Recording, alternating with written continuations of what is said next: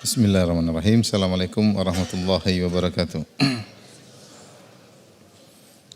Alhamdulillahi ala ihsani wa syukru lahu ala taufiqihi wa amtinani. Wa asyhadu an la ilaha illallah wahdahu la syarika lahu ta'ziman li sya'ni wa asyhadu anna Muhammadan abduhu wa rasuluhu da'ila ridwanih. Allahumma salli alaihi wa ala alihi wa ashabihi wa ikhwanih. Hadirin dan hadirat yang dirahmati oleh Allah Subhanahu wa taala, insyaallah pada kesempatan kali ini kita akan membahas bagian terakhir dari surat Al-Ahqaf ayat ke-29 dan seterusnya. Allah Subhanahu wa taala berfirman, "Wa idh sarafna ilaika nafaran minal jinni yastami'una al-Qur'an falamma hadaruhu qalu ansitu falamma qudiya wallaw ila qaumihim munzirin." Dan ingatlah ketika kami hadapkan sekelompok jin kepadamu yang mendengarkan Al-Quran. Maka tatkala mereka menghadiri pembacaannya, mereka berkata, diamlah kalian untuk mendengarkan bacaan tersebut. Falamma qudiya, tatkala pembacaannya telah selesai, wallau ila qaumihim munzirin, mereka pun kembali kepada kaum mereka untuk memberi peringatan. Qalu ya qaumana inna sami'na kitaban unzila min ba'di Musa. Maka mereka para jin berkata kepada kaumnya, wahai kaum kami, sungguhnya kami telah mendengar sebuah kitab yaitu Al-Qur'an yang diturunkan setelah Nabi Musa, musaddiqan lima baina yadayhi yahdi ilal haq. Yang di mana kitab tersebut membenarkan kitab-kitab yang sebelumnya, yahdi ilal haq, yang memberi petunjuk kepada kebenaran, wa ila tariqim mustaqim, dan menuju kepada jalan yang lurus. Ya qaumana ajibu da'iyallahi wa aminu bih, wahai kaum kami, terimalah seruan orang yang menyuruh kepada Allah dan berimanlah kepadanya. Yaghfir lakum min dzunubikum, niscaya Allah akan mengampuni sebagian dosa-dosa kalian. Wa yujirkum min adzabin alim, dan akan menyelamatkan kalian dari azab yang pedih. Wa man la yujib da'iyallahi falaysa bimu'jizin fil ard, dan siapa yang tidak menerima seruan Allah tersebut, yaitu tidak menerima panggilan Nabi Muhammad sallallahu alaihi wasallam, falaysa bimu'jizin fil ard, maka dia tidak akan bisa selamat dari azab Allah di atas muka bumi. Wa laysa lahu min dunihi awliya, dan tidak ada baginya pelindung selain Allah. Ulaika fi dhalalim mubin, sungguhnya mereka itu berada di atas kesesatan yang nyata. Di sini sebagian ulama menyatakan Allah menurunkan ayat ini yang nanti akan dibacakan oleh Nabi kepada orang-orang musyrikin sebagai sindiran kepada mereka. Bahwasanya orang musyrikin ketika tidak beriman kepada Nabi Muhammad sallallahu alaihi wasallam, ternyata ada sekelompok jin yang beriman kepada Nabi sallallahu alaihi wasallam. Makhluk dari alam yang lain yang lebih berakal daripada Abu Jahal dan teman-temannya. Para ulama berselisih apakah ayat ini terkait ketika Nabi baca Al-Quran, kemudian para jin mendengarkannya. Ini Nabi tahu atau Nabi tidak tahu? Ada dua pendapat. Ada yang mengatakan Nabi sallallahu alaihi wasallam tidak tahu. Nabi sedang membaca Al-Quran, ternyata sekelompok jin mendengar dan beriman. Sebagaimana disebutkan oleh Al-Qurtubi dalam tafsirnya, bahwasanya kejadian ini yang Allah sebutkan adalah ketika Nabi pulang dari Taif. Kita tahu ketika paman beliau Abu Talib meninggal dunia dan juga istri beliau Khadijah radhiyallahu taala anha meninggal dunia, yaitu ketika Nabi berdakwah di Mekah tahun 10 kenabian. Tahun 10 kenabian, maka Nabi sallallahu alaihi wasallam mencari lahan dakwah yang lain, karena di Mekah sepertinya semua kesempatan dakwah telah tertutup. Terlebih lagi setelah Abu Talib meninggal dunia. Karena ketika Abu Talib telah meninggal dunia, orang-orang musyrikin berani mengganggu Nabi secara fisik. Ketika Abu Talib masih hidup, mereka tidak berani mengganggu Nabi sallallahu alaihi wasallam secara fisik, paling hanya tuduhan-tuduhan dan ungkapan-ungkapan, karena Abu Talib pasang badan untuk membela ponakannya. Namun ketika Abu Talib meninggal dunia, maka Nabi semakin berat berdakwah di kota Mekah, ya, sehingga tahun tersebut disebut dengan Amul Huzn, yaitu tahun kesedihan, di mana pamannya Abu Talib meninggal dunia dan istrinya Khadijah juga meninggal dunia. Biasanya Nabi di rumah ada pelipur lara, yaitu istrinya. Kalau di luar rumah ada pelipur lara, pamannya. namun dua-duanya telah tiada. Maka Nabi punya ide untuk mencari lahan dakwah yang lain. Maka berangkatlah Nabi SAW diam-diam sembunyi-sembunyi pergi menuju ke Taif bersama maulanya, yaitu budaknya yang sudah beliau merdekakan, yaitu Zaid bin Al-Harithah radhiyallahu taala anhu. Kemudian sampai di Taif, sebagaimana kejadian yang menyedihkan, Rasulullah SAW berdakwah, ternyata ditolak oleh pembesar-pembesar Taif, dihinakan, direndahkan. Kemudian ketika Nabi pulang dari Taif, maka dilempar dengan batu oleh anak orang gila. Sampai akhirnya Rasulullah SAW pun meninggalkan Taif dan tiba suatu daerah namanya Nakhlah. Sampai sekarang masih ada, kalau kita pulang dari Taif menuju Mekah ada namanya Wadi Nakhlah, daerah situ. Rasulullah SAW sholat di situ. Ketika sholat maka datang sekelompok jin mendengar, itu Allah arahkan jin-jin tersebut menuju kepada Nabi dan Allah takdirkan mereka untuk mendengar bacaan Al-Quran ketika Nabi sedang sholat. Ternyata mereka beriman. Maka ini Allah kabarkan kepada Nabi SAW ada sekelompok jin yang beriman. Di antaranya sebagai pelipur lara bagi Nabi SAW. Kalau kaum Taif tidak beriman, kalau kaum Quraisy, Taif maksudnya suku Bani Thaqif dari kabilah Thaqif tidak beriman, dan sebelumnya kaum Quraisy, Abu Jahal dan teman-temannya tidak beriman, ada makhluk Allah yang lain yang beriman kepada engkau, yang lebih berakal daripada mereka, yaitu sekelompok apa? Sekelompok jin. Dan ini menjadi pelipur lara bagi Nabi sallallahu alaihi wasallam. Itu Nabi baca Quran, Nabi tidak tahu mereka hadir. Ya. Kata Allah, wa iz sarafna ilaika nafara minal jinni, ketika kami arahkan kepada engkau sekelompok jin, itu Allah arahkan mereka tanpa sengaja, mereka kemudian mendengar bacaan Al-Quran Nabi, yastami'un Al-Quran, mereka mendengar Al-Quran. Ini pendapat pertama, bosnya Nabi tidak mengetahui keberadaan mereka ketika Nabi sedang baca Al-Quran. Pendapat yang kedua mengatakan bahwasanya Nabi tahu, karena memang Nabi diutus kepada para jin. Dalam hadis yang masyhur, hadis Ibnu Mas'ud, Rasulullah SAW, para sahabat kehilangan Nabi, tiba-tiba Nabi tidak ada. Nabi mengatakan tadi ada jin datang minta didakwahi. Maka Nabi pun berangkat bersama jin tersebut pergi ke kompleks jin. Kemudian Nabi dakwah di situ, dakwah di situ sehingga mereka beriman. Meskipun saya lebih condong pada pendapat yang pertama, karena mereka mendengar Al-Quran dan mereka bilang diam. Akhirnya jin-jin ini pun pergi ke kaumnya. Berarti Nabi bukan Nabi yang ke kaumnya, tapi yang pergi ke kaumnya para jin. Berarti ketika Nabi baca, Nabi tidak menyadari ternyata mereka sedang menyimak Al-Quran. Allah yang kasih tahu bahwasanya ketika kau sedang baca Al-Quran, sungguhnya ada sekelompok jin yang mendengar Al-Quran, kemudian mereka pulang berdakwah. Jadi wa iz sarafna ilaika nafara minal jin. Nafar maksudnya sekelompok jin, dari 3 sampai 10, yaitu tidak banyak, sekelompok jin. Yastami'un Al-Quran, mereka mendengarkan bacaan Al-Quran. Falamma hadaruhu, tatkala mereka hadir di hadapan Nabi sallallahu alaihi wasallam atau menghadiri pembacaan Al-Quran tersebut, qalu ansitu, kata mereka saling diam. Insat maksudnya diam sambil menyimak. Diam sambil apa? Menyimak. Bukan cuma diam aja, tapi diam disertai dengan konsentrasi mendengar apa yang dibacakan. Kata mereka diam, ayo simak. Konsen ya. Di antara mereka saling mengingatkan jin-jin tersebut. Jadi mereka diam mendengar, dan ini dalil bahwasanya kalau kita mendengar Al-Quran wa ansitu, ya, maka hendaknya simaklah. Jin-jin saja beradab ketika mereka mendengar bacaan Al-Quran. Mereka dengar sampai selesai. Sepertinya Rasulullah SAW sedang sholat, saya baca Al-Quran, sholat malam. Rasulullah SAW dikenal kalau sholat malam, sholatnya lama. Maka mereka mendengar cukup lama. Berarti mendengar cukup lama. Jadi Rasulullah baca ayat satu demi satu, mereka dengar. Ayat demi satu, mereka dengar. Falamma qudiya, tatkala selesai pembacaan Quran, artinya Rasulullah selesai sholat. Rasulullah SAW selesai sholat, tentu bisa. Rasulullah kalau sholat malam bisa berjam-jam. Artinya mereka mendengar ayat-ayat dibaca, insat, konsentrasi. Setelah mereka selesai mendengar, falamma qudiya ay qudiyat qiraatul Quran.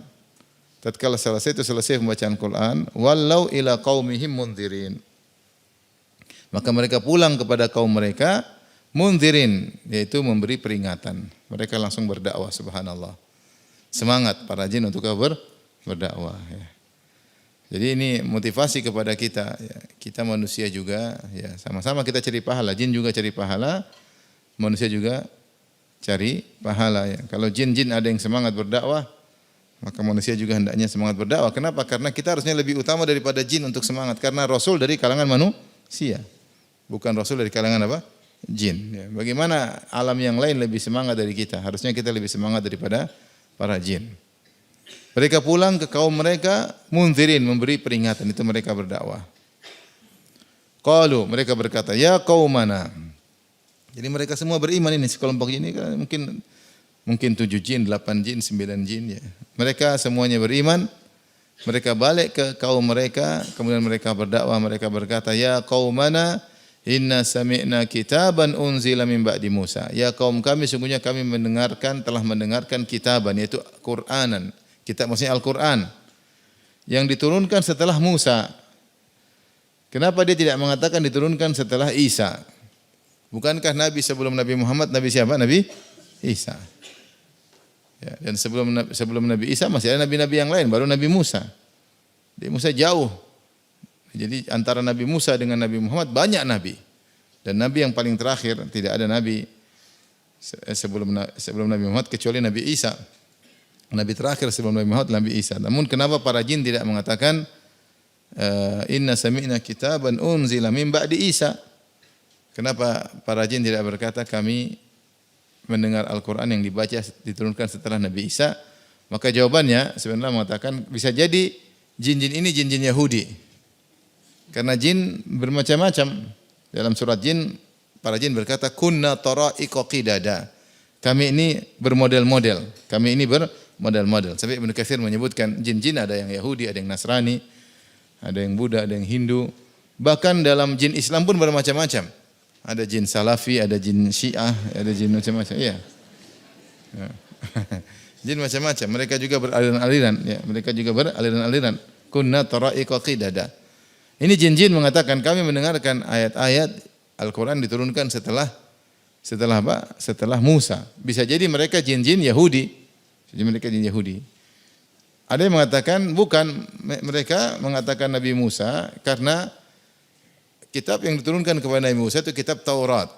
Dan kitab Taurat adalah kitab syariat bagi seluruh Bani Israel. Karena sebelum Nabi Muhammad semua nabinya Nabi Bani Israel. Dan semua nabi-nabi Bani Israel semuanya berhukum kepada kitab apa? Taurat. Adapun kitab Zabur dan kitab Injil, maka mereka kedua kitab tersebut hanyalah penyempurna saja. Bahkan sebagian ulama mengatakan Zabur itu seperti zikir-zikir saja. Zikir-zikir, jadi tambahan dari Taurat tapi tidak terkait dengan hukum-hukum fikih. Hanya terkait dengan cara berzikir kepada Allah Subhanahu wa taala, bertasbih kepada Allah Subhanahu wa taala. Adapun Injil maka cuma ada perubahan sedikit, ya. Wa uhilla lakum ba'dalladzi hurrima 'alaikum.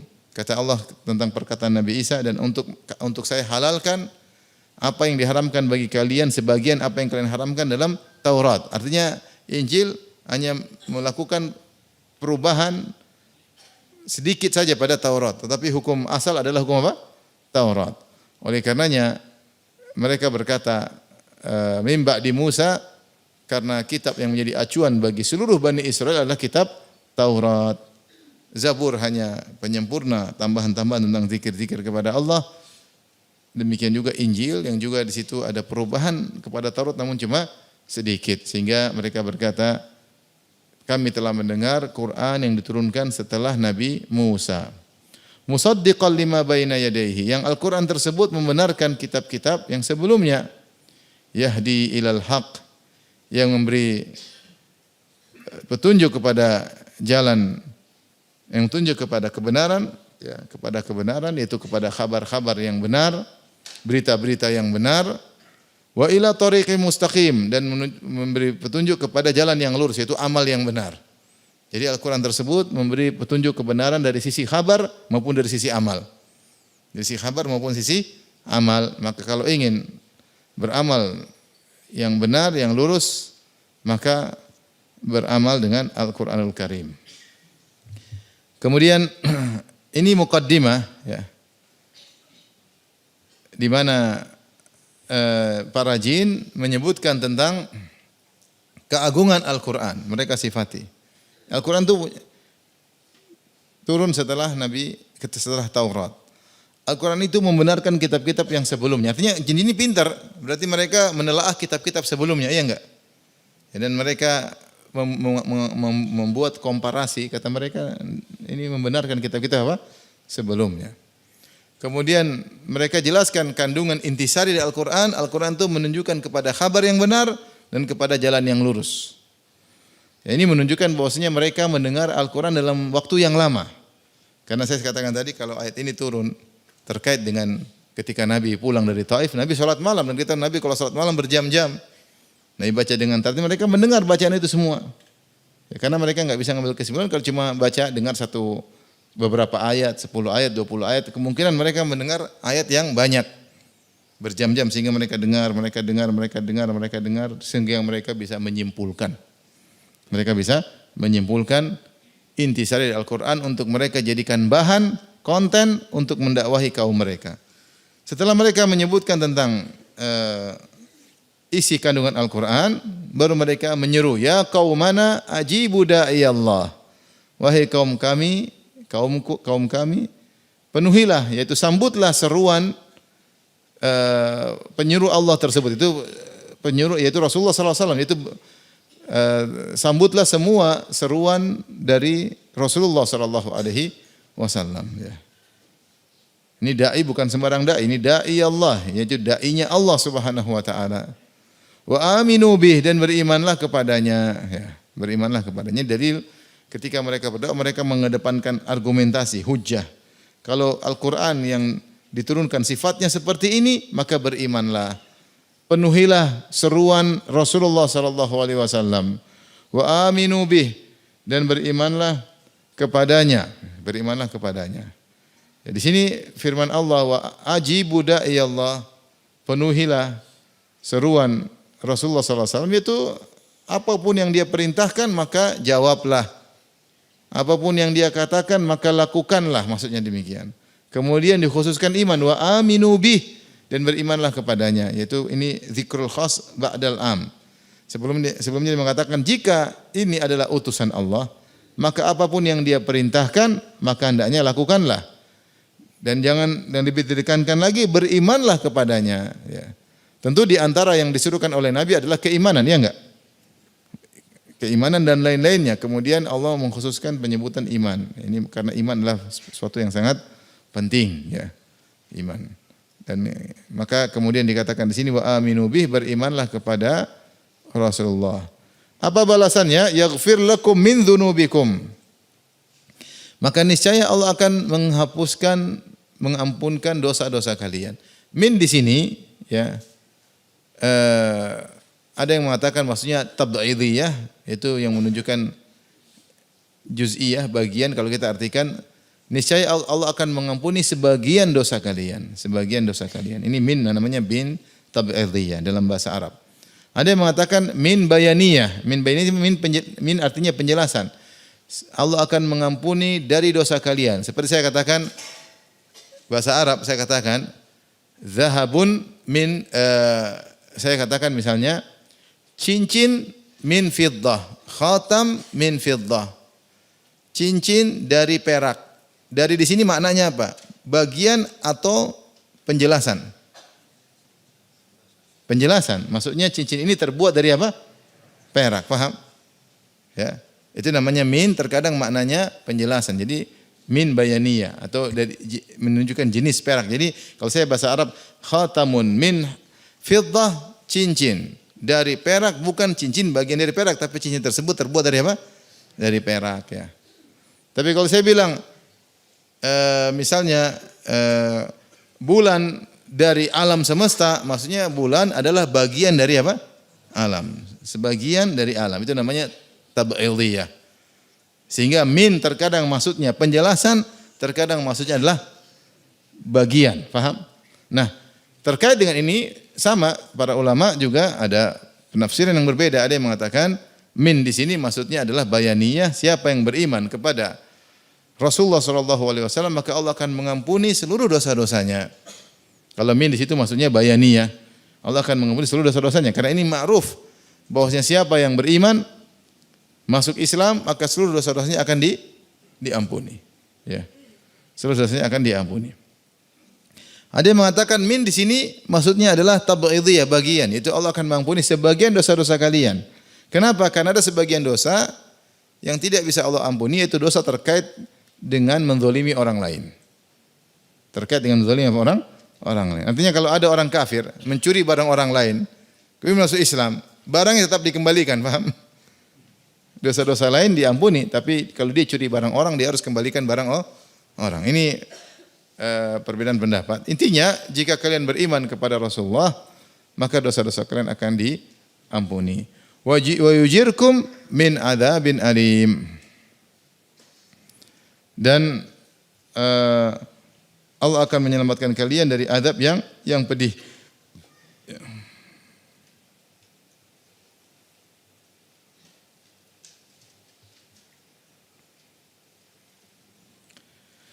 Sehingga ayat ini mengisyaratkan mafhum mukhalafahnya. Kalau kalian atau kebalikannya kalau bahasa kita. Kalau kalian tidak beriman kepada Rasulullah wahai para jin, entah kalian beragama Yahudi, entah kalian beragama Nasrani, entah kalian tidak beragama. Kalau kalian tidak beriman kepada Rasul tersebut, maka Allah tidak akan mengampuni dosa kalian dan kalian akan mendapatkan azab yang pedih. Kebalikan dari ini. Karena para jin mengatakan, ya qaumana ajibu da'iyallahi wa aminu bih yaghfir lakum min dzunubikum wa yujirkum min adzabin alim. Wahai kaum kami, penuhilah seluruh seruan Nabi tersebut, Rasul tersebut, dan berimanlah kepadanya, niscaya Allah mengampuni dosa kalian dan Allah akan menyelamatkan kalian di azab yang pedih. Berarti kalau kalian tidak memenuhi seruan Nabi tersebut dan kalian tidak beriman kepadanya, berarti apa? Dosa tidak diampuni. Yang kedua, berarti tidak selamat dari azab yang pedih. Dan itulah yang Rasulullah sampaikan kepada kaum Nasara ketika Rasulullah SAW kirim surat kepada Heraklius. Heraklius adalah seorang raja sekaligus dia adalah pendeta, dia ahli agama Nasrani, sehingga dia tahu ciri-ciri Nabi Muhammad sallallahu alaihi wasallam dan dia tahu Rasulullah SAW adalah nabi yang terakhir berdasarkan berita-berita yang datang dalam Injil maupun Taurat. Maka Nabi kirim surat kepada dia yang mengatakan ila azimir Rum Herakl aslim taslam, kepada pembesar Romawi yaitu Heraklius, masuk Islamlah maka akan selamat. Yu'tikallahu ajrain, ya. Yu'tikallahu ajraka marratain. Kalau kau masuk Islam maka Allah akan berikan kepada engkau pahala 2 kali lipat. Pahala selama ini kau beriman dengan Nabi Isa, yang kedua pahala beriman kepada Nabi Muhammad sallallahu alaihi wasallam. Karena ahlul kitab kalau mereka masuk Islam mereka mendapatkan dua pahala. Ya, pahala dahulu mereka beriman kepada Nabi Isa, yang kedua pahala beriman Nabi Muhammad sallallahu alaihi wasallam. Kemudian kata Nabi, fa in tawallait, kalau kau berpaling wahai Heraklius, fa inna alaika itsmal arisiyin, maka kau akan menanggung dosa-dosa rakyatmu. Kau akan menanggung dosamu kau tanggung dan rakyatmu juga pasti ikut kamu, maka kau akan menanggung dosa rakyatmu. Ini ancaman dari Nabi sallallahu alaihi wasallam. Beriman maka selamat, diampuni dosa-dosa, bahkan dapat pahala bonus. Tidak beriman masuk neraka. Tidak beriman masuk neraka. Makanya Nabi berkata dalam Sahih Muslim, la yasma'u bi ahadun min hadhil ummah yahudiyyun wala nasraniyyun thumma yamutu wa lam yu'min billadzi ursiltu bihi illa kana min ahlin nar. Tidak seorang pun dari umat ini, umat yang di mana aku diutus kepada umat ini, Yahudi maupun Nasrani, yang mendengar tentang aku kemudian meninggal dalam kondisi tidak beriman kepada aku kecuali penghuni neraka jahanam. Maka ini mencakup manusia maupun jin. Maka jin kalau beriman kepada Rasulullah sallallahu alaihi wasallam maka diampuni dosanya dan diselamatkan dari azab yang pedih. Tapi kalau tidak beriman maka akan masuk neraka jahanam. Dan Allah sebutkan dalam surat Al-Ahqaf pada ayat sebelumnya, pada ayat 18 tentang anak yang durhaka, maka Allah berkata, ulaikal ladzina haqqa alaihimul qawlu fi umamin qad khalat min qablihim minal jinni wal insi innahum kanu khasirin. Mereka itulah orang-orang yang telah pasti ketetapan azab atas mereka bersama umat-umat yang telah berlalu sebelum mereka dari golongan jin dan golongan manusia. Sungguhnya mereka adalah orang-orang yang merugi. Ya, jadi pada surat Al-Ahqaf ayat 18 Allah sudah menyebutkan tentang bahwasanya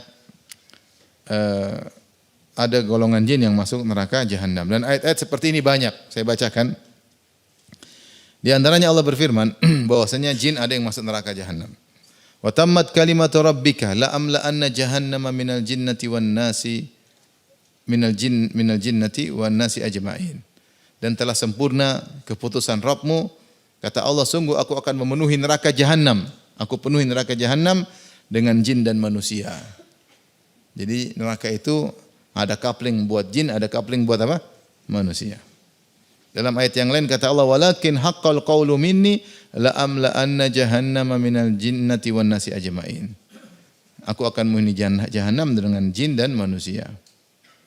Dalam surat yang lain, ayat yang lain kata Allah, qala dukhulu fi umamin qad khalat min qablikum minal jinni wal insi finnar. Masuklah kalian ke neraka jahanam bersama umat-umat sebelum kalian dari kalangan jin dan manusia. Jadi ada penghuni neraka baru, dikatakan kepada penghuni neraka baru, ayo masuk sana, sudah ada sebelum kalian penghuni neraka yang lama. Kakak kelas, jin dan manusia, kalian nyusul. Fakubukubu fiha hum wal ghawun wa junu iblis ajma'in. Pasukan iblis dimasukkan dalam neraka. Pasukan iblis itu dari kalangan apa? Jin. Baik. Para ulama sepakat, karena terlalu banyak ayat yang menunjukkan bahwasanya kalau jin tidak beriman maka masuk neraka. Namun para ulama khilaf. Jika jin beriman, apakah masuk surga? Khilaf di kalangan para ulama. Nas dalam ayat ini dalam surat Al-Ahqaf ayat ke-31 ya. Allah Subhanahu wa taala telah menjelaskan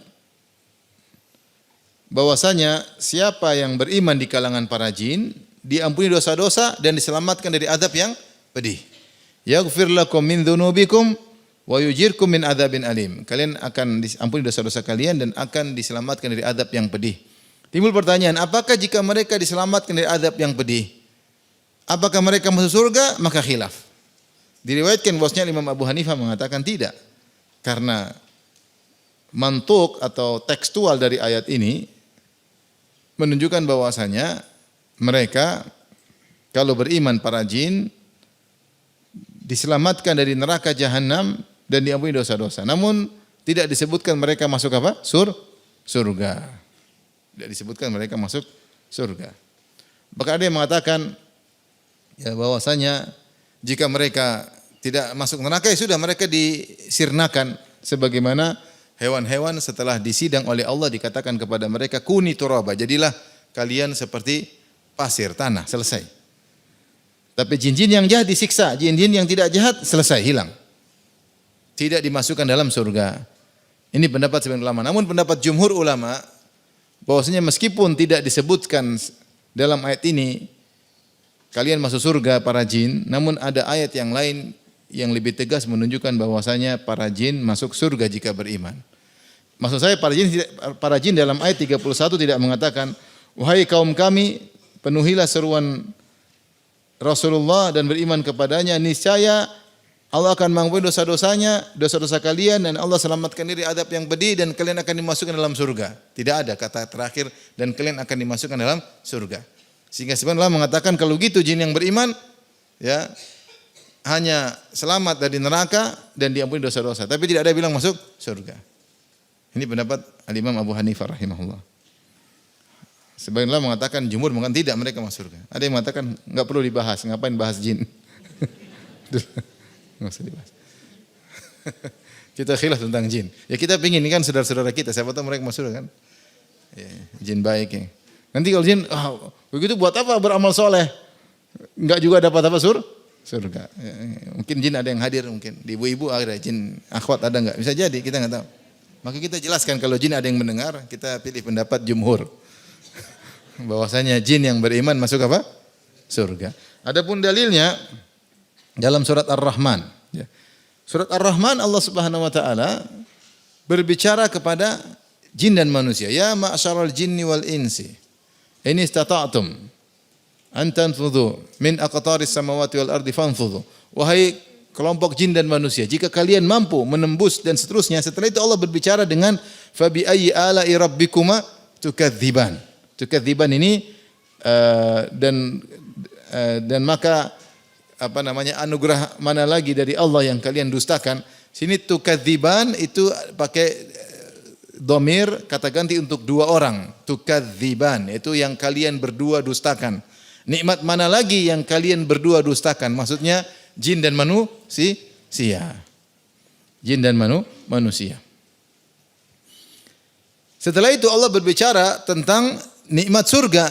Kata Allah Subhanahu wa taala, "Waliman khafa maqama rabbih jannatan." Ini ayat masih terkait dengan jin dan manusia. Kata Allah, dan bagi siapa?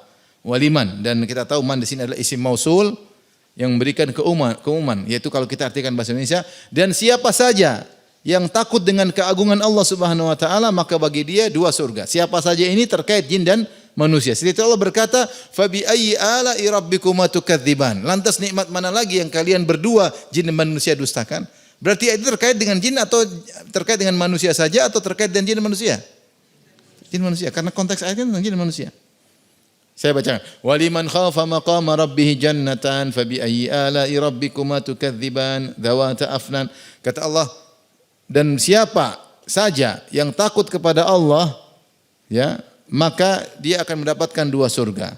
Fabi ayyi ala'i rabbikuma tukadziban. Kalau begitu nikmat mana lagi yang kalian berdua dustakan wahai jin dan manusia? Ya, berarti ayat ini terkait dengan jin dan manusia. Sehingga ini dijelaskan panjang lebar.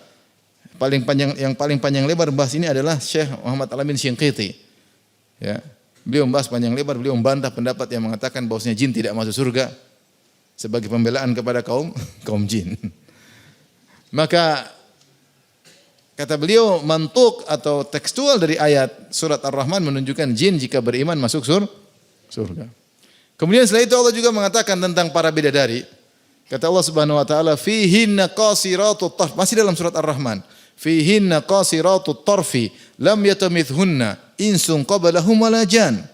Dan di surga itu ada bidadari-bidadari yang menundukkan pandangan mereka. Yaitu mereka hanya melihat kepada suami-suami mereka. Mereka tidak pernah melihat kepada lelaki yang lain. Dan sifat bidadari tersebut kata Allah, "Lam yatamithunna insun qablahum wala jan." Yang para bidadari tersebut tidak pernah disentuh sebelumnya oleh jin dan manusia. Sehingga berarti ada bidadari buat manusia, ada bidadari buat jin. Artinya Allah mengatakan ini ada bidadari ini tidak pernah disentuh oleh manusia manapun. Ada bidadari juga sisa yang model lainnya tidak pernah disentuh oleh jin sebelumnya. Khusus buat kalian manusia maupun jin. Berarti surat Ar-Rahman menunjukkan jin juga ada surganya, jin juga ada bidadarinya. Semoga saudara-saudara kita kaum jin semangat untuk beramal soleh. Karena mereka juga dapat apa? Bidadari. Ini pendapat yang lebih kuat. Dan tentunya kita tahu yang dibebani untuk beribadah jin dan manusia. Allah mengatakan, "Wa ma khalaqtul jinna wal insa illa liya'budun." Jadi aku ciptakan jin manusia kecuali untuk beribadah kepadaku. Nah, kalau manusia beribadah, meninggalkan hal yang haram, dapat surga, lolos dari neraka, masa jin cuma lolos dari neraka kemudian sirna? Nanti jinnya mutung, mau apain saya beramal soleh? Cuma untuk selamat dari apa? Neraka. Tidak mendapatkan kekekalan kenikmatan abadi. Maka hukum asal antara jin dan manusia hukumnya sama. Dan kita bisa mengkiaskan sebagaimana kalau jin nakal masuk neraka, sebagaimana manusia nakal masuk neraka, harusnya jin baik juga masuk surga, sebagaimana manusia baik juga masuk surga. Allah alam bisawab, maka pendapat yang lebih kuat, pendapat mayoritas ulama, bahwasanya jin masuk surga juga jika mereka beriman. Dan ini dijelaskan panjang lebar oleh Muhammad Al-Amin Syinqiti dalam kitabnya Daf'u Ihamil Ittirab an Ayatil Kitab. Yang disebut dia singgung juga dalam kitabnya Adwa'ul Bayan. Dalam tafsir fi idhahil Qur'an bil Qur'an, itu dalam tafsir beliau.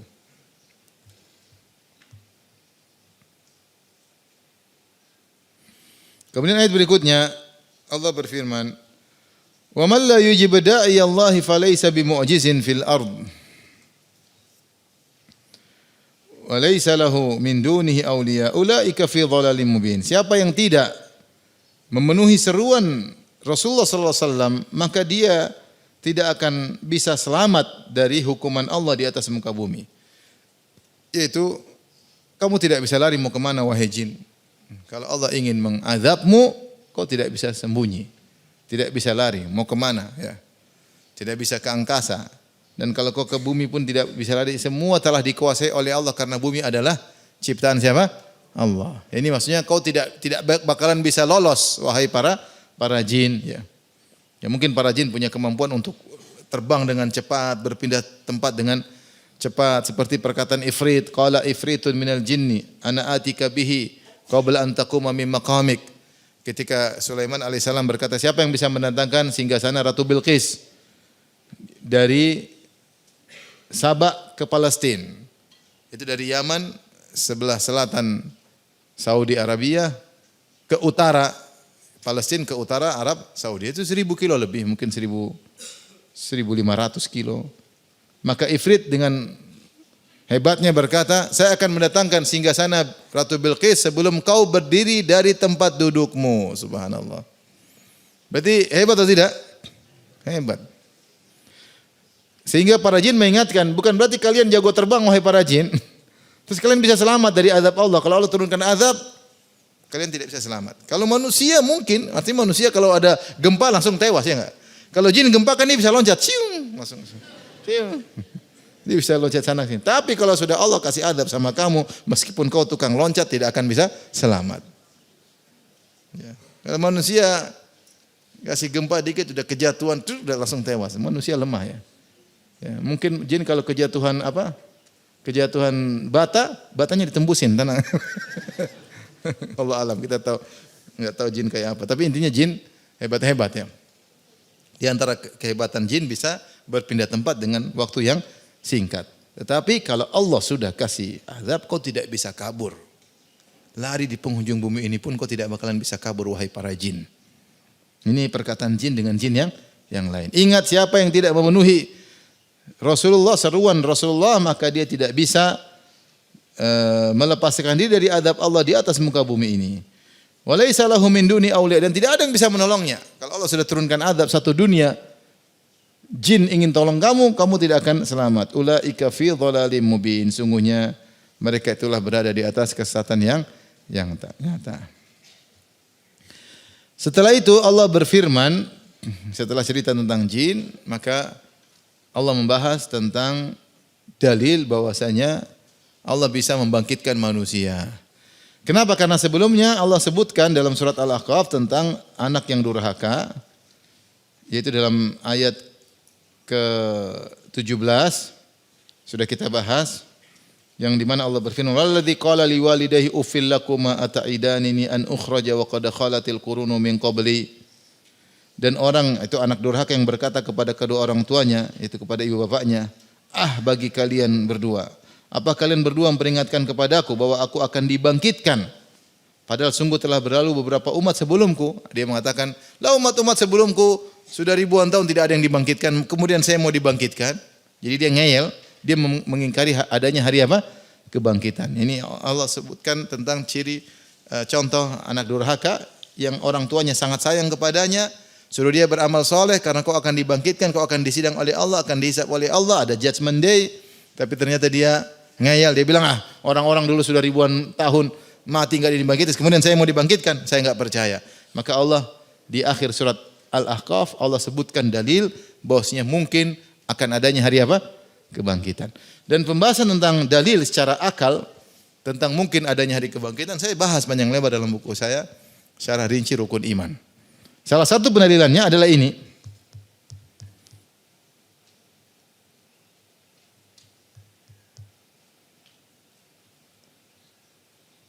Salah satu pendalilannya adalah Allah menyebutkan bahwasanya Allah bisa melakukan yang lebih berat daripada masalah membangkitkan.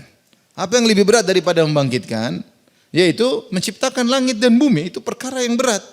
Kalau dari sisi pandangan kita, yang lebih rumit, lebih sulit dari pandangan kita adalah menciptakan langit dan bumi dengan seisinya. Membangkitkan sekedar mudah, paham? Jadi sisi dalil tentang mungkin kebangkitan banyak. Di antaranya misalnya, bukankah Allah pernah menciptakan kalian sebelumnya? Ya kalau tinggal membangkitkan, ngulangi lagi, lebih mudah atau lebih susah? Lebih mudah. Tapi sebagai Allah semuanya sama mudahnya. Paham? Artinya secara logika kita, kalau orang pernah bikin mobil dari tidak ada menjadi ada, dia pikir banyak. Kemudian kalau mobil itu rusak, dia ulangi lagi membuat mobil, mudah atau tidak? Mudah. Dia karena pernah bikin dari sebelumnya. Di antaranya, istilahnya kalau bisakah orang bikin mobil lagi, ya dia saja bisa bikin robot misalnya. Mobil lebih mudah. Robot lebih susah bikinnya setengah mati, kemudian disuruh sana. Mobil lebih mudah. Sisi kedua misalnya. Maka Allah sebutkan sisi pendalilan kedua, kalau langit dan bumi ini kan luar biasa rumitnya. La khalqus samawati wal ardi akbaru min khalqin nas. Kata Allah, penciptaan langit dan bumi lebih dahsyat daripada penciptaan manusia. Ya. Maka kalau Allah bisa menciptakan langit dan bumi beserta isinya, mengaturnya luar biasa, maka sekedar bangkitkan manusia yang sudah mati dibangkitkan lagi gampang, gampangannya demikian. Maka Allah berfirman, awalam yarau anna Allah alladhi khalaqas samawati wal arda walam ya'ya bi khalqihinna biqadirin ala an yuhyiyal mauta bala innahu ala kulli syai'in qadir.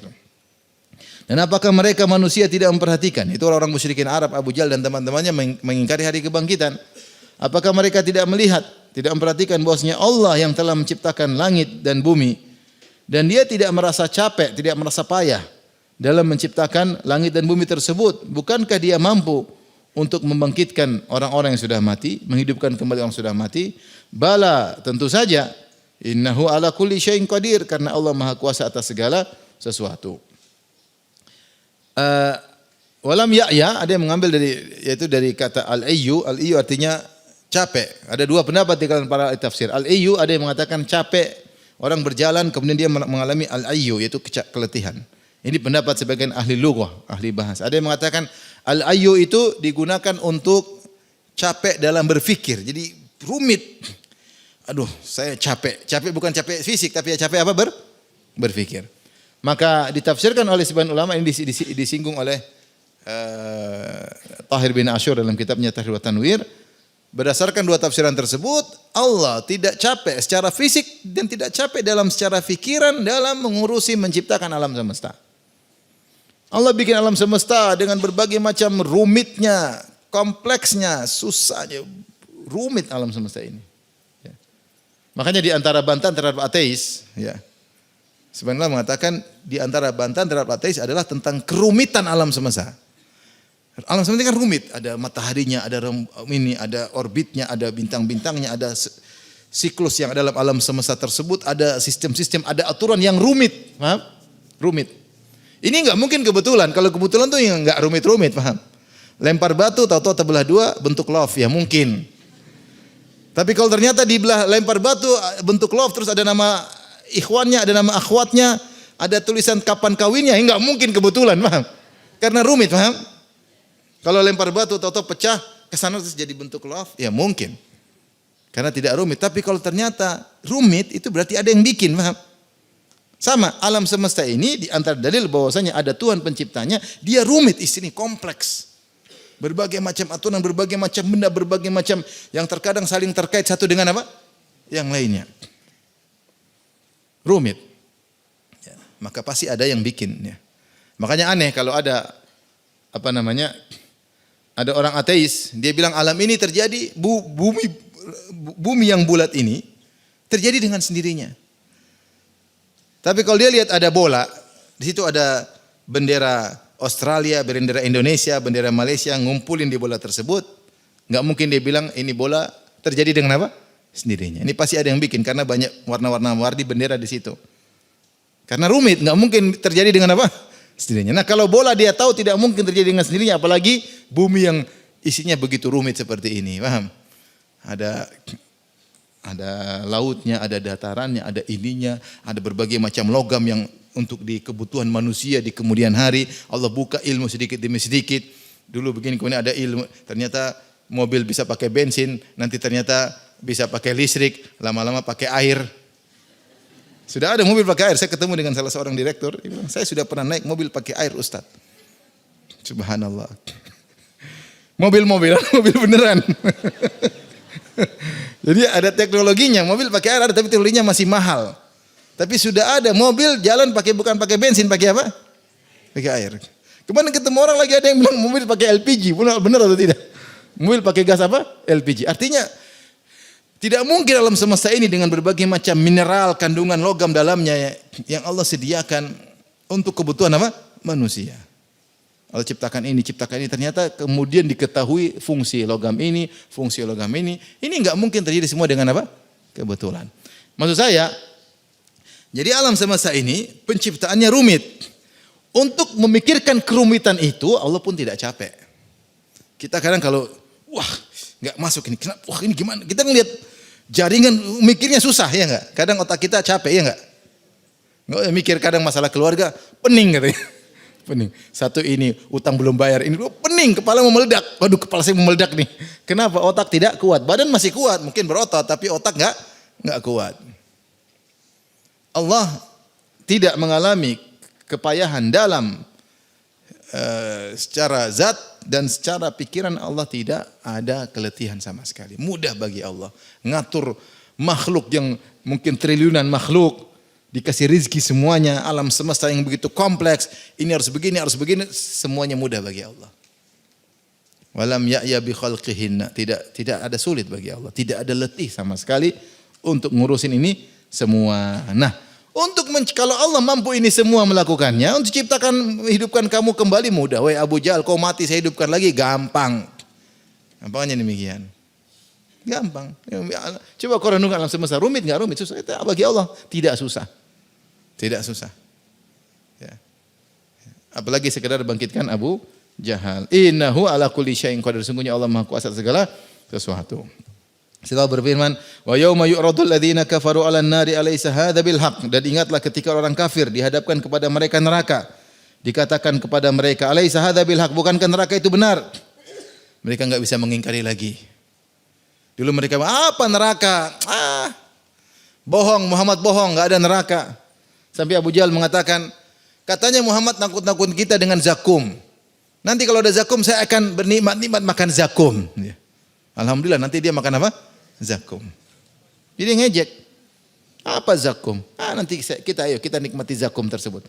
Jadi mereka mendustakan apa? Hari kebangkitan. Mereka mendustakan adanya neraka. Maka ketika di hari kiamat kelak mereka dimasukkan neraka, Allah bertanya, "Alaisa hadza bil haqq?" Bukankah ini sudah benar? Qalu bala wa rabbina. Benar tentu ya Allah. Sudah mau diapain lagi?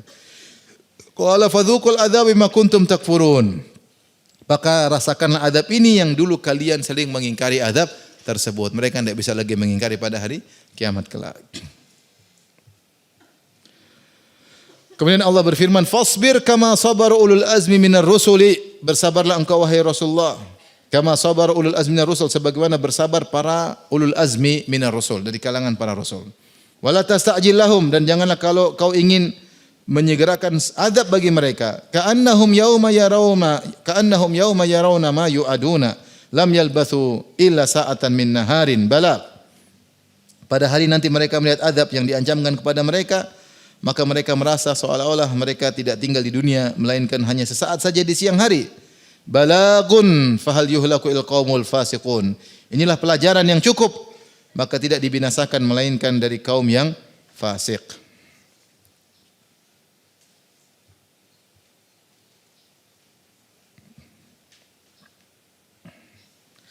Maka di akhir ayat Allah menyuruh Nabi untuk bersabar sebagaimana sabarnya para ulul azmi. Para ulul azmi minar rusul ada khilaf yang panjang. Namun sebagian pendapat ada yang mengatakan semua rasul adalah ulul azmi. Dan min di situ min bayaniyah. Seperti tadi kita jelaskan. Khatam min hadid maksudnya khatam min fiddah, yaitu cincin dari apa? Perak. Jadi sama, ulul azmi dari kalangan rasul. Maksudnya seluruh rasul adalah apa? Ulul azmi. Ini pendapat. Pendapat yang kedua bahwasanya ulul azmi bukan semua rasul, tidak semua rasul ulul azmi, sebagian saja. Siapa mereka juga khilaf, yang benar mereka 5 orang, yaitu Nabi Nuh, Nabi Ibrahim, Nabi Musa, Nabi Isa dan Nabi Muhammad sallallahu alaihi wasallam. Adapun dalil yang menunjukkan bahwasanya tidak semua para ulul azmi adalah para rasul adalah ulul azmi, karena ada sebagian rasul yang Yang Rasulullah tidak disuruh ikut seperti mereka. Allah berfirman seperti firman Allah, "Fasbir li hukmi rabbika wa la takun ka sahibil huti idh nada." Bersabarlah dengan keputusan Rabbmu, wa la takun ka sahibil huti, dan janganlah engkau seperti Nabi Yunus. Ada suatu perkara Nabi Yunus kurang sabar, faham? Sehingga Nabi Yunus bukan dari ulul azmi minar rasul.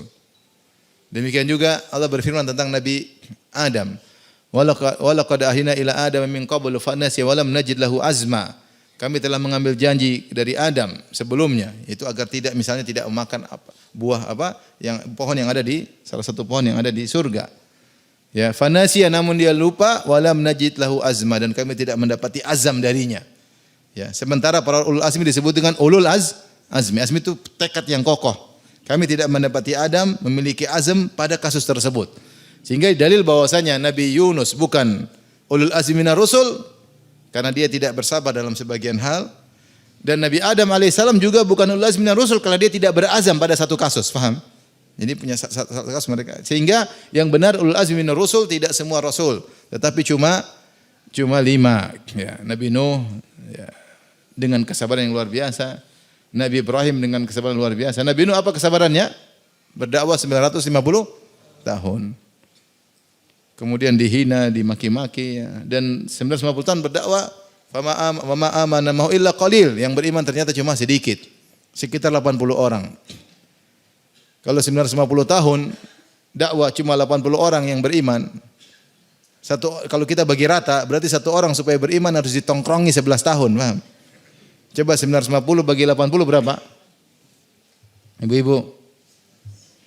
Coba dibagi 950 bagi berapa? 80. 950 bagi 80 sama dengan 11 ya. 11 tahun ditongkrongin 11 tahun, alhamdulillah beriman. Jadi tongkrongin 11 tahun, orang berdua 11 tahun, alhamdulillah beriman. Luar biasa ujian. Belum lagi mereka hina, mereka caci maki. Mereka mewasiatkan, jadi ada yang sudah punya, kalau punya ada orang gila sana namanya Nuh. Sang anak bilang sama cucunya, dia punya cucu lagi, nah itu ada orang gila. Jadi berturut apa? Anak pinak semuanya saling mewasiatkan agar bilang Nuh sebagai orang gila. Luar biasa. Ternyata istrinya pun kafir, anaknya pun ada yang kafir. Berat, tapi dia bersabar. Nabi Nuh. Nabi Ibrahim luar biasa sabarnya. Dimusuhi satu negeri semuanya. Semuanya ngumpulin kayu bakar untuk bakar Ibrahim. Dimaki-maki oleh ayahnya, mau dirajam oleh ayahnya. Semua satu negeri memusuhinya, dia sendiri bertauhid, berat. Dan dia sabar luar biasa. Dia tidak mendoakan kecelakaan bagi umatnya. Dia sabar. Diusir dari kaumnya, dia pergi meninggalkan negeri tercintanya. Dia pergi kepada Allah Subhanahu wa taala. Kemudian menikah dengan Sarah. Puluhan tahun tidak punya anak. Punya anak setelah puluhan tahun, Ismail disuruh pergi untuk taruh di mana, di Mekah. Dia poligami, ribut. Sarah dengan Hajar. Ketika punya anak, Sarah ingin melukai siapa? Hajar. Dia harus meninggalkan putra yang dia tunggu selama puluhan tahun. Ternyata harus berpisah darinya. Istrinya Hajar harus berpisah darinya. Semua ujian luar biasa. Ibrahim alaihissalam. Anaknya setelah agak besar, sudah remaja, disuruh sembelih. Maksudnya ujian Ibrahim luar biasa. Nabi Musa juga kita baca ujian dalam surat Al-Qasas, ada tafsir Al-Qasas, luar biasa bagaimana ujiannya. Wa fatannaka futuna, kami telah menguji engkau dengan berbagai macam ujian. Musa alaihissalam. Nabi Isa juga demikian. Diuji dengan berbagai macam ujian, ya. Maka mereka adalah ulul azmi minar rusul. Dan ulul azmi maksudnya para rasul yang bersabar, karena Allah mengatakan fasbir, bersabarlah. Kama sabara ulul azmi, bersabarlah sebagaimana sabarnya para ulul azmi. Azm dalam bahasa Arab artinya adalah tekad yang kuat. Tekad yang kuat. Sehingga kita pahami namanya sabar itu bukan berarti pasrah. Sabar itu pasrah secara hati, serahkan kepada Allah, tapi ikhtiar berjalan terus karena azam. Azam itu menunjukkan tekad yang kuat. Nabi Nuh berdakwah, apakah ketika tidak beriman kemudian dia malas berdakwah? Tetap berdakwah, azamnya kuat, tetap terus. Tapi dia bersabar. Jadi jangan dipahami namanya sabar itu berarti pasrah, tidak berikhtiar, itu salah. Sabar itu hati sabar tapi tetap berikhtiar. Lihatlah bagaimana Hajar bersabar. Meskipun tidak ada orang tetap naik di sofa marwah terus usaha sampai semaksimal mungkin. Ikhtiar tidak boleh berhenti. Itulah namanya azam yang kuat. Jadi kalau kita mencontoh ulul azmi yaitu sabar, tidak ngomel-ngomel, pasrahkan kepada Allah tetapi tetap ikhtiar berjalan. Wala tasta'jil lahum, yaitu janganlah engkau menginginkan azab kepada mereka segera. Mereka akan ada azabnya suatu saat, Allah yang tentukan. Jangan kau minta mereka segera diazab wahai Rasulullah. Ya, biarin aja. Kata Allah dalam ayat yang lain, "Wadharni wal mukadzibina ulin na'mati wa mahilhum qalila." Biarkanlah aku dengan para pendustaku, yang mendustakan engkau. Wa mahilhum qalila, dan biarkan mereka, tundalah mereka sebentar. Akan ada saatnya mereka diazab. Famahilil kafirina, berilah kesempatan kepada orang kafir, itu nanti ada saatnya mereka diazab, ya. Fala ta'jal alaihim innama na'uddu lahum adda. Janganlah kau terburu-buru terhadap mereka ya Rasulullah. Sungguhnya kami telah menentukan waktu untuk mereka untuk diazab. Makanya Allah mengatakan mereka akan diazab pasti. Tidak perlu diminta mereka diazab sekarang, akan ada azab menimpa mereka. Itu terutama pada hari kiamat, ka'annahum yauma yarawma yu'adun. Tatkala mereka nanti di hari tersebut mereka melihat apa yang mereka diancamkan kepada mereka, melihat neraka jahanam. Mereka melihat dahsyatnya hari kiamat luar biasa karena Rasulullah ingatkan adanya hari kebangkitan, dahsyatnya hisab, sidang, semuanya. Mereka bilang ini semua dusta. Ketika mereka nanti pada hari kiamat mereka melihat semua yang dahsyat tersebut, maka ka'annahum yauma yarawna ma yu'aduna lam yalbathu illa sa'atan min nahar, sehingga mereka sadar ternyata mereka tinggal puluhan tahun di bumi itu seakan-akan cuma sebentar, sesaat di siang hari. Cuma mungkin 1 jam, mungkin 2 jam, sebentar. Apalagi siang hari itu adalah waktu kita sibuk. Tidak terasa waktu berlalu. Kenapa disebut min nahar bukan minal lail? Sebenarnya mengatakan min nahar seakan-akan mereka hanya sesaat di siang hari. Itu terlalu cepat. Karena siang hari orang beraktivitas, tahu-tahu waktu sudah hilang. Jadi ketika mereka melihat dahsyat, maksudnya ayat ini, ketika mereka melihat dahsyatnya hari kiamat, mereka sadar, waduh ternyata kita di dunia cuma sangat sebentar. Dan mereka menyesal, namun penyesalan tiada guna. Balak, ya ini adalah peringatan. Balak maksudnya tabligh minar Rasul. Ada yang mengatakan balak maksudnya ini adalah peringatan yang cukup, kafiyah. Maka peringatan ini kepada kalian cukup sebenarnya untuk kalian sadar. Ada yang mengatakan balak maksudnya tabligh, yaitu penyampaian dari Al-Quran atau dari Rasulullah sallallahu alaihi wasallam. Seperti disebutkan oleh Muhammad bin Amin Syinqiti bahwasanya dalam bahasa Arab sering wazan al-fa'al maknanya taf'il, ya, seperti balak dari balik, balak maknanya tabligh, seperti kalam yaitu dari taklim, sama seperti talak, tatlik, ya. Demikian juga di sini balak maknanya tabligh. Maksudnya tabligh inilah peringatan dari Rasulullah sallallahu alaihi wasallam kepada kalian atau peringatan dari Al-Qur'an. Fahal yuhlaku ilal qaumul fasiqun, dan tidaklah dibinasakan kecuali orang-orang yang fasik, orang-orang yang kafir, orang-orang yang pembangkang keluar dari perintah Allah Subhanahu wa taala. Maka demikian kita selesai dari tafsir surat Al-Ahqaf. Insyaallah kita lanjutkan pada kesempatan yang lain. Wallahu taala alam bissawab. Kalau ada yang bertanya saya persilahkan.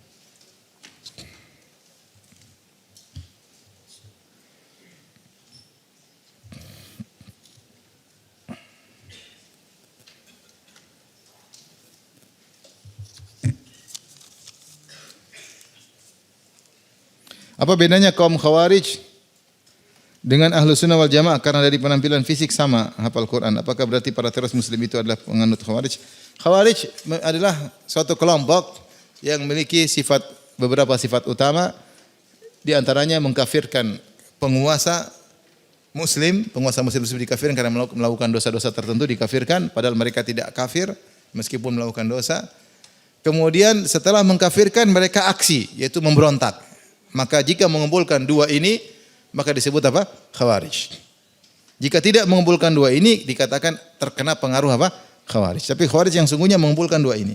Mengkafirkan penguasa kaum muslimin, kemudian aksinya memberontak, membunuh. Di tengah-tengah kita ada kelompok-kelompok bid'ah yang mengkafirkan selain mereka. Seperti Islam Jamaah, tapi mereka tidak ada aksi. Ya mereka ini mirip apa? Khawarij.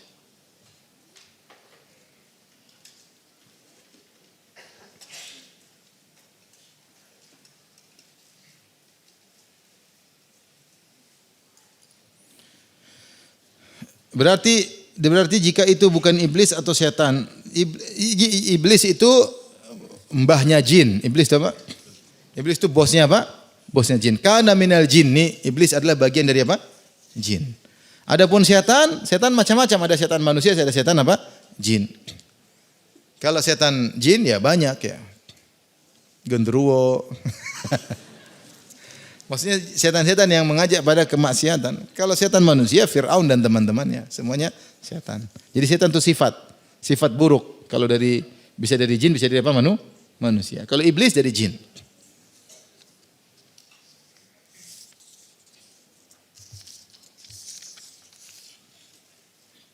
Apa hukum gade emas?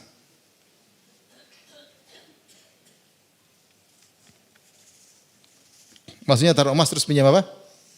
Pinjam uang. Ya. Yang penting tidak ada apa? Tidak ada riba. Tidak ada apa? Riba.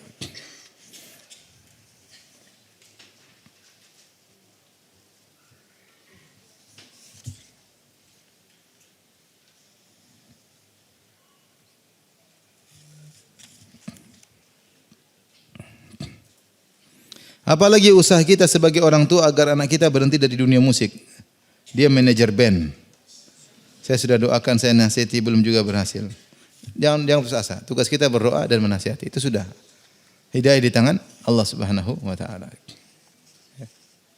Banyak orang dapat hidayah belakangan ya. Ini cerita tapi jangan disebarin ya. Dulu Ustadz Gigi itu tukang main band, adik saya. Saya juga dulu main band. Ibu saya cerita, mama kalau bilang Ugi, namanya Ugi, G berhenti main band. Anda juga dulu main band katanya. Jadi cuma dinasihati, lama-lama dia berhenti, lama-lama jadi apa? Ustadz. Doain aja doa, yang penting jangan tinggalkan apa? Salat. Kita nggak bisa maksa hidayah. Tugas kita menjelaskan. Tapi taufik dari Allah. Apalagi seperti ini sulit. Kenapa sulit? Karena dia sumber mata pencahariannya agak susah memang. Tapi doain aja.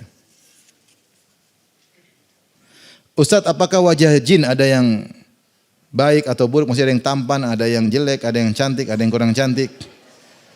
Karena kebanyakan lihat di gambar wajah jin jelek dan serem.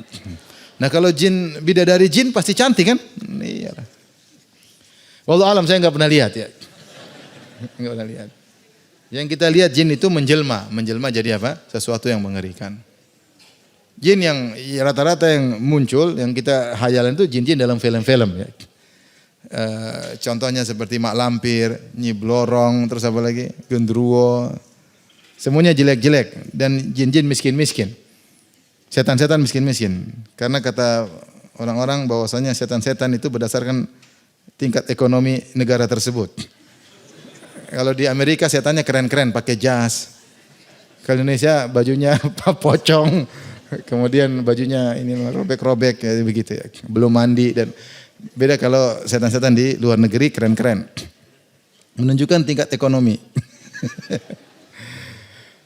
Yang paling keren si manis jembatan Ancol. Tapi intinya kita nggak tahu wajah jin sesungguhnya. Kalau jin bisa menjelma, dia bisa menjelma jadi wanita cantik, bisa menggoda, bukan kadang menjelma jadi istri seseorang dan macam-macam. Ini banyak kejadian. Tapi wajah aslinya kita nggak tahu.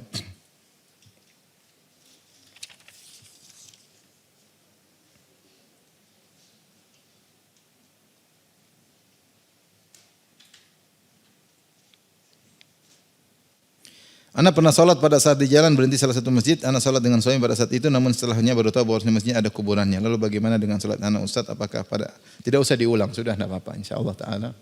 Karena tidak tahu. Tapi demikian saja. Wabillahi taufik. Assalamualaikum warahmatullahi wabarakatuh.